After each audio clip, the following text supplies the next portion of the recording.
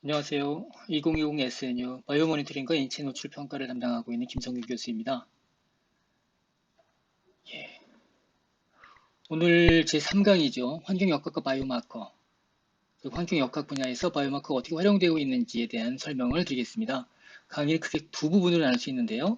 환경역학에 관련된 부분에서 노출의 중요성을 먼저 다루겠고요. 뒤에 이어 바이오마커가 활용됨에 있어서 어떠한 부분에 우리가 주안점을 가져야 되느냐에 대한 내용입니다. 먼저 환경역학과 노출평가에 대한 기본적인 소개를 드리겠는데요. 환경역학이란 환경 요인에 노출되어서 건강 영향이 일어날 때 그 관련성을 따지고 그리고 원인적인 인과론을 따지는 역학의 한 분야라고 할 수 있겠습니다. 여기서 환경 요인의 사례는 지금 보시는 그림에서처럼 여러 가지가 있죠. 화학물질에서부터 방사성 물질도 있고 또 여러 가지인데 일부를 확인할 수 있습니다. 환경성 질환은 이런 요인과 관련된 일체 질환이다. 어떻게 본다면 이거 환경 요인과 관련되지 않은 질환이 거의 없을 정도라고 할 수 있을 텐데요. 지난 시간에 우리는 노출로 인한 질병의 단계를 이해하기 위해서 Exposure Disease Continuum에 대해서 배웠습니다.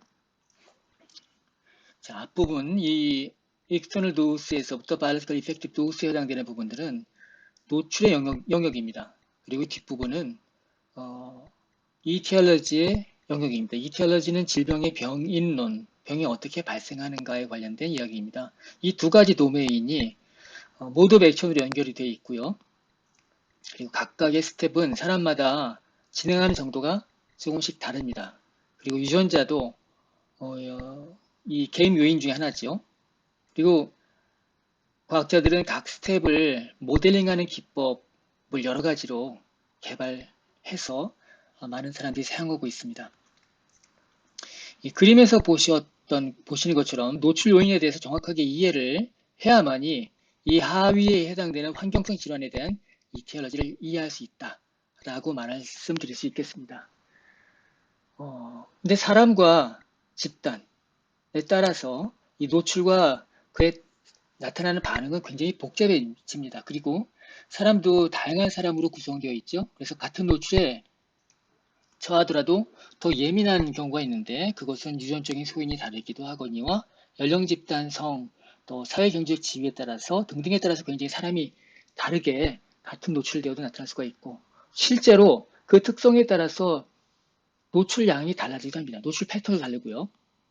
남자와 여자가 쓰는 물건이 다를 수가 있고 연령에 따라서 노출되는 양상이 다를 수가 있고 또 사회경제적 지위에 따라서 그렇습니다. 그리고 질병의 자연사, 내추럴 히스토리에 따라서 실제로 그 노출되고 그리고 질병으로 이어지는 그런 양상들이 굉장히 그 규모라든지 그 중요성 면에서 달라지고 있습니다.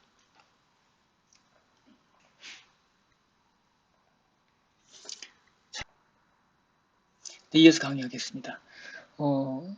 2000년대 이래 우리 휴먼 지노 프로젝트가 2000년대 초반에 완성되었는데 그 이후에 폭발적으로 이 생명과학이 발전했습니다. 그래서 우리는 분자 수준에서 질병의 진행 과정을 이해할 수가 있게 되었었죠. 그리고 20년이 지난 지금도 첨단 장비, 빅데이터, 오믹스 이런 것이 뭔가 우리가 알지 못하는 것들을 크게 해결해 줄 것으로 기대하고 있습니다. 저는 거기에 대해서 일부는 맞다라고 얘기하고 싶지만 노출을 특정하지 못한다면 그 환경성 질환을 이해하는 데 있어서 절름발이다. 또 이 빠진 두레박으로 물깃는 것이다. 라고 말씀드리고 싶습니다. 노출 평가가 굉장히 중요하면서도 어려운데요.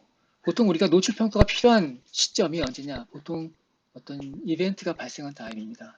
질병이 나타나거나 굉장히 큰 참사가 나타난 다음에 과거의 노출이 어땠는지를 알고 싶어 합니다. 근데 그 노출을 측정하는 것도 힘들고 과거의 노출을 재구성하는 것도 굉장히 불확실성이 큽니다. 미드의 CSI처럼 조각조각의 질병의 원인들을 찾아보려고 하고 그걸 통해서 원인 물질 또는 어떤 범인이죠. 그걸 찾아내는 과정인데 노출과 발병에는 시차가 존재합니다. 긴 경우도 있고요. 그게 이제 만성에 해당되는 경우가 되겠고, 급성으로 나타나는 경우는 짧은 노출되고 나서 바로 그런 사태가 나타나거나 병이 나타나는 경우가 되겠죠. 한편 질병은 노출 특이적이지 않은 경우가 굉장히 많습니다. 또 노출의 강도가 그렇게 세지 않은데도 불구하고 질병이 나타날 수 있고, 또 여러 가지 요인이 얽히고 설켜서 나타나기도 합니다. 모른 채로 노출되기도 하고요. 우리에게는 굉장히 정교한 마커가 필요하다. 그래서 프리시전 메디슨에서 가져왔는데요. 프리사이스한 익스포드 바이오 마커가 필요한데 이것들을 개발하는 것들이 쉬운 일은 아닙니다. 지금 이 슬라이드에서 보시는 것은 가습기 살균제 참사에 관련된 것인데요. 지금은 우리가 가습기 살균제와 관련된 간질성 폐질환이 많은 사람들이 알려져 있죠. 하지만 법정에서 인정되기까지 굉장히 오랜 시간이 걸렸습니다.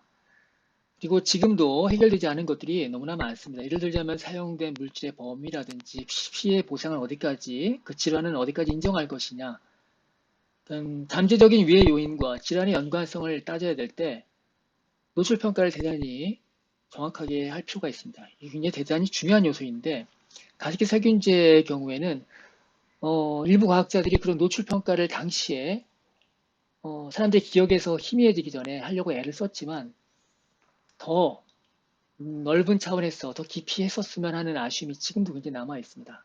아무튼 이 노출과 질병의 연계가 강한 경우도 있고 다소 약한 경우도 있습니다. 강한 경우는 예를 들자면 성면에 노출되면 악성 증표종이 나타난다. 이런 경우는 특이한 케이스거든요. 노출 평가가 다소 부정확하다 한다고 하더라도 노출과 위해를 결정하는 것들이 있어서는 큰 어려움이 있지는 않습니다. 하지만 그 정도가 약한 경우에는 그것이 실제로 원인적 기여 요인이었다라는 것들이 진실, 트루트라고 할지라도 그 연관 정도는 약하게 나타날 수 있습니다. 또 노출 자료가 없거나 부정확하거나 또는 측정이 잘 못됐거나 또는 당시에 했었던 조사가 굉장히 소규모였던가 아니면은 설문 같은 것들을 이용했을 때 설문 문항이 굉장히 성글게 작성되었기 때문에 노출을 특정하기가 즉 이것을 오분류할 수 있는 그런 유연 요인이 굉장히 많은 경우가 있습니다. 자, 우리는 여기까지가 이제 그 환경 역학에 있어서 노출 평가가 얼마나 중요한가에 대한 이야기를 다뤘었는데요. 다음 영상에서 이 바이오마크로 그럼 이러한 문제점들을 극복할 수 있을까? 그러려면 어떤 점이 고려돼야 될까에 대한 이야기를 이어가도록 하겠습니다.